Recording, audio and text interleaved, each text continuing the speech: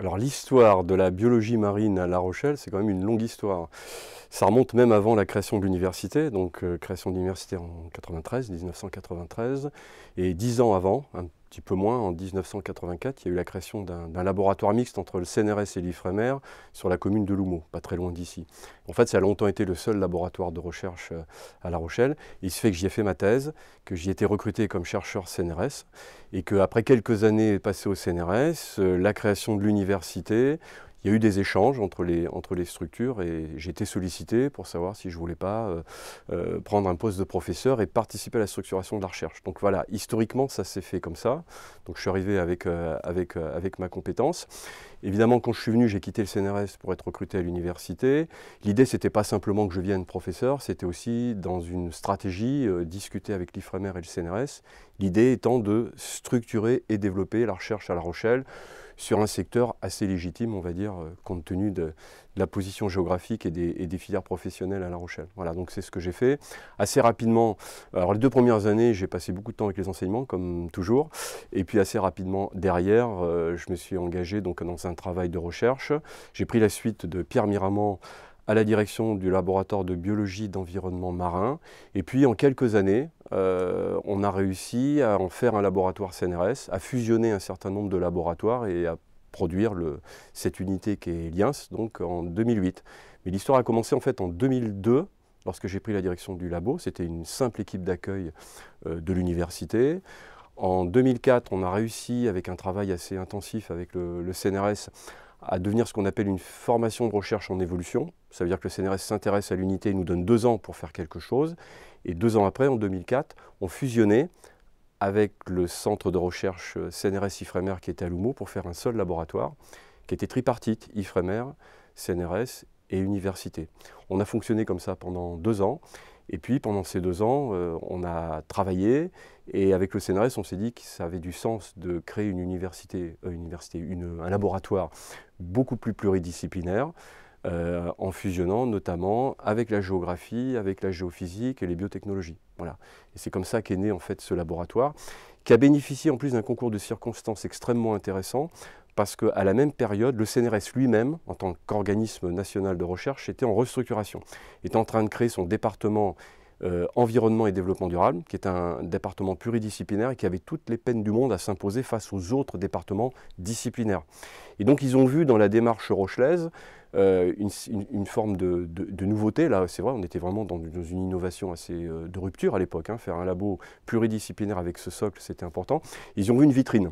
Voilà. Et nous, on était un petit peu en difficulté aussi à l'époque, et donc on a vu une opportunité au sein du CNRS. On s'est un petit peu épaulé, et c'est comme ça qu'est né ce laboratoire, qui aujourd'hui se porte très bien et est un des fers de lance de l'université.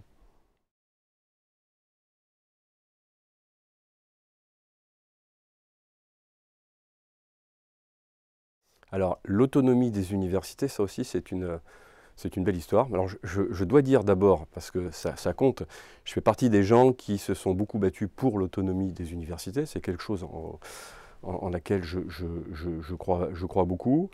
Il faut remonter à 2006-2008.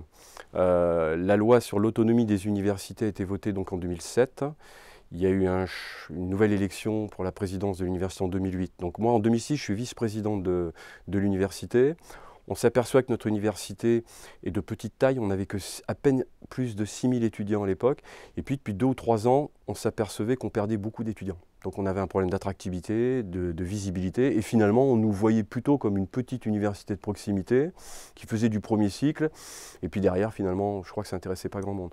Donc on avait besoin, là aussi, de bouleverser un petit peu les choses, de renouveler l'image.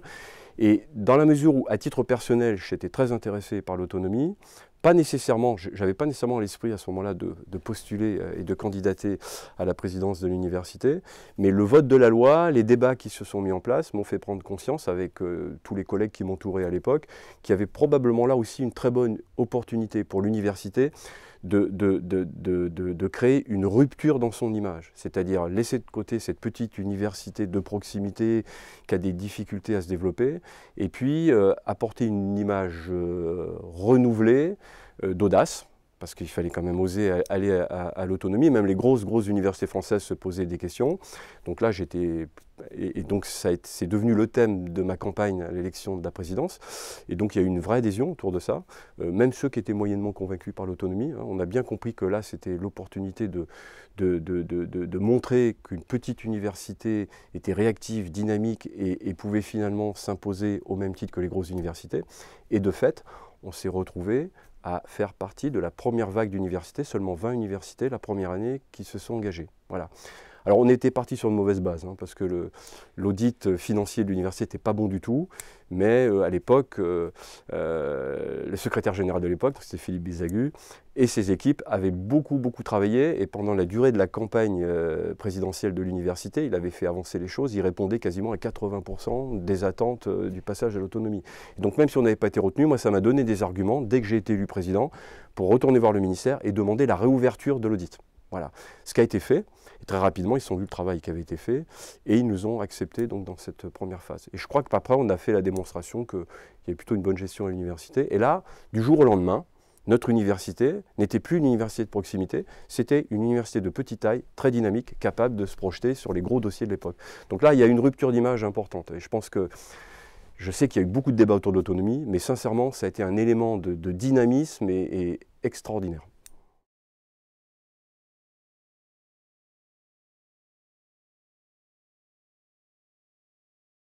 Alors oui, ça c'est une autre, la question de la trajectoire de l'Université de La Rochelle. Dans les évolutions territoriales, là on est vraiment dans le cas des évolutions territoriales, il y a eu les communautés d'universités qui nous sont imposées par la loi de 2013. Donc toute université devait se retrouver dans une logique de regroupement. Bon, il se fait que nous c'était une communauté d'universités. Et puis avec un léger décalage, la loi de 2015, la loi NOTRe, nouvelle organisation territoriale de la République, a reconfiguré le périmètre des régions et puis aussi à redistribuer les compétences selon les différentes collectivités. Et donc on est rentré dans un nouveau périmètre territorial, avec une région qui aujourd'hui est très impliquée dans le soutien à la recherche, à l'enseignement supérieur, à l'innovation, le transfert de technologies, le développement économique, et qui fait un lien très fort entre les deux, hein, un continuum depuis la recherche fondamentale jusque quasiment à la création d'entreprises.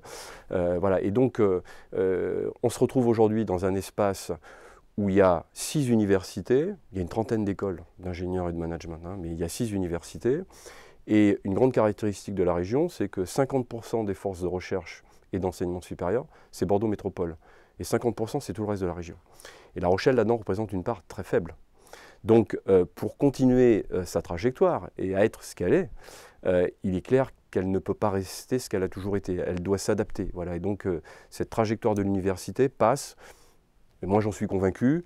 Je sais que l'équipe de direction aujourd'hui le fait, je crois que c'est une excellente chose, c'est affirmer une identité très forte et ça passe par une spécialisation. C'est-à-dire montrer que dans un secteur, avec effectivement un spectre un peu étroit, certes, mais là on peut être parmi les leaders nationaux et internationaux. Je pense que ça c'est vraiment important. Donc cette trajectoire de spécialisation, on l'a commencé il y a longtemps, mais là je crois qu'aujourd'hui l'université renforce véritablement ça, la dimension pluridisciplinaire qui devient de plus en plus transdisciplinaire, c'est-à-dire qu'on fait des choses qui sont vraiment des sujets sociétaux, pas simplement des projets de recherche. Et aujourd'hui, l'Université de La Rochelle a une très belle visibilité, malgré sa petite taille. Voilà. Plus une autre dimension fondamentale qui est, elle se veut être un acteur du développement économique de son territoire. Ça, je pense que c'est un point important. Et donc, la relation avec le monde de l'entreprise, l'innovation, le transfert, la création d'entreprises, la création de valeur, c'est quelque chose qui commence à rentrer dans le fonctionnement et dans les habitudes de l'université. Donc finalement, sa trajectoire continue, se poursuit, en s'adaptant à l'environnement qui change, c'est tout ce qu'on attend effectivement d'un établissement dynamique, et ce faisant, elle construit un objet qui devient assez singulier, assez original dans le paysage régional, bien sûr, ça c'est important, avec le soutien de la région, et là en tant que vice-président recherche, enseignement supérieur, je peux dire qu'on soutient cette université comme toutes les autres, bien entendu, quelle que soit la taille, mais c'est aussi un objet singulier dans le paysage national. Et je crois que si la trajectoire devait se prolonger, il faut qu'on fabrique un objet totalement hybride, voilà. On n'est pas une très grosse université, on ne ressemblera pas à Paris-Sorbonne, soyons clairs, mais on peut développer une identité, une spécificité qui fait qu'on est incontournable aussi, en dépit de la taille qui est la nôtre. Donc je pense qu'aujourd'hui, l'université avait déjà trouvé sa place, mais elle est en train de la conforter et montre là encore qu'il les équipes qui se succèdent savent trouver les options pour que La Rochelle soit toujours un petit peu sur le devant de la scène. Et je pense que ça, c'est l'important. On se l'est toujours dit, hein, on se connaît bien entre tous les dirigeants de l'université, actuels et anciens. La force de notre université, c'est d'avoir de l'audace déjà, et c'est d'aller faire ce que d'autres ne feront pas. À partir de là, on se crée un espace qu'on peut explorer, parce qu'en termes de compétition forte avec les gros établissements, c'est plus difficile. Voilà. Donc je pense qu'il faut toujours être dans cette stratégie, innovation.